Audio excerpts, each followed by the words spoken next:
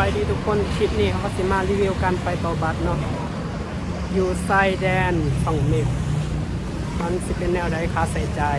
สิเบิดเท่าใดเดียวเขาสิมาอัปเดตให้เบิ่งเขาก็เริ่มออกจากกรุงเทพประมาณ 8 โมงแรงใช้เวลาในการเดินทางประมาณ9 ชั่วโมงในที่สุดเขาก็ฮอดด่าน2 เมฆเป็นที่เรียบร้อยแล้วหลังจากนั้นเขาก็เข้าไปจำบัตรพังไทยพังลาวเพื่อต่อบัตรสปอร์ตเมื่อเขาไปทางในเพิ่นจะบ่อนุญาตให้ถ่ายรูปหรืออัดวิดีโอเฮาก็เลยบ่ได้ถ่ายให้ทุกคนเบิ่งต่อบัตรแล้วเฮาก็ออกมาซอกกินข้าวเลาะเลือกซื้อของกินกับของกินหลายขนาดเลยทุกคนมีทั้งหอยหน่อไม้อีเส้นเพ้อข้าวเปียกเบียร์เหล้าและอื่นๆอีกหลายอย่างเลย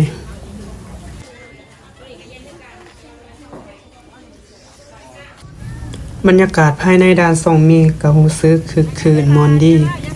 เพราะว่ามีแต่คนลาวพากันมาขายเครื่องป่าของดงและหมากไม้บอกเลยว่ามาด่าน2 เมฆก็คือได้กลับมาฮอดบ้าน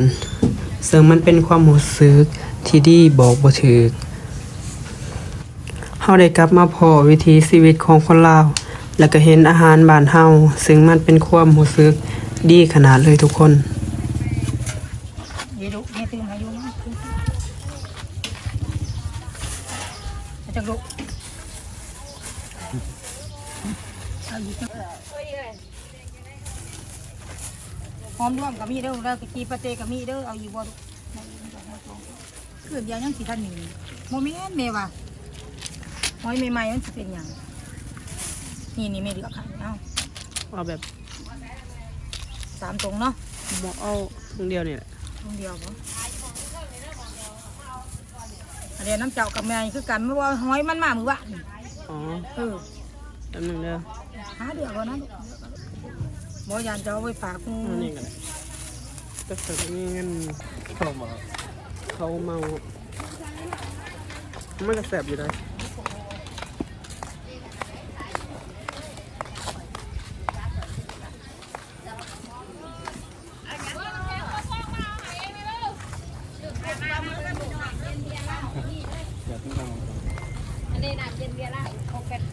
สรุปก็คือค่าใช้จ่ายทั้งหมด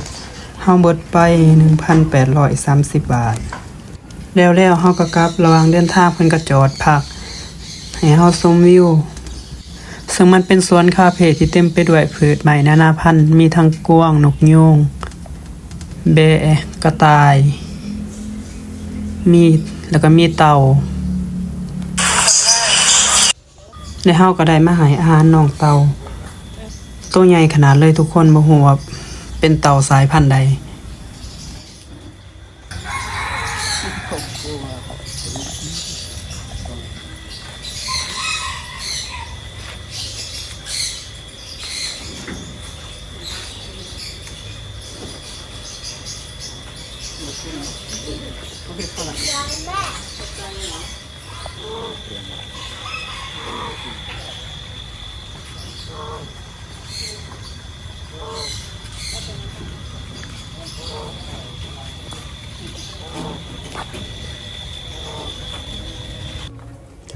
หลังจากให้อาหารสัตว์เสร็จแล้วเฮาก็มาย่างรอ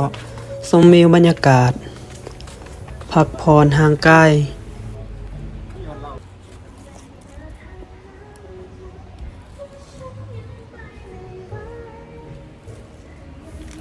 และพาชมความสวยงามหอบบริเวณนี้ให้ทุกคนเบิ่งไปพร้อมๆกันสถานที่แห่งนี้เป็นอาคารทรงรูปเต่าขนาดใหญ่ซึ่งมีความโดดเด่นมีเอกลักษณ์เฉพาะตัวใครเห็นก็ต้องได้มาแวะบรรยากาศที่นี่ให้10 เต็ม 10เลยทุกคน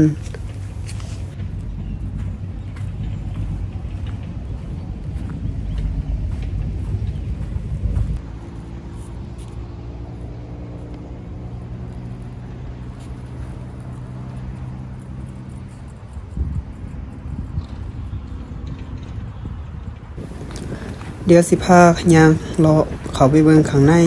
ว่าสิเป็นจังใด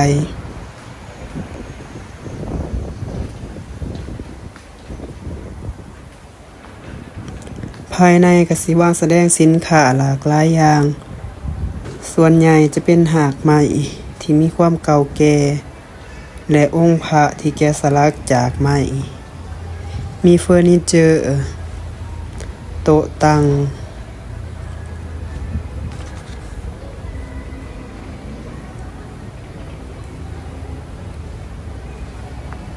นอกจากนี้ก็ยังเป็นทั้งซุปเปอร์มาร์เก็ต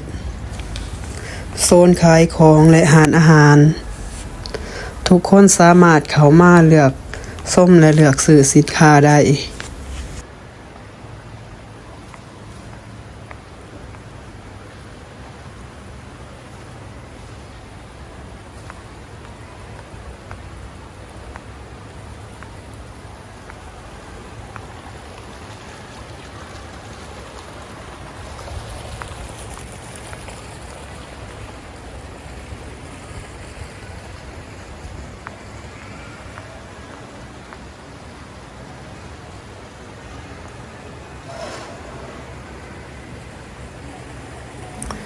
พอมาหอนนี้เฮาก็สิขอจบคลิปเพียงส่ำนี้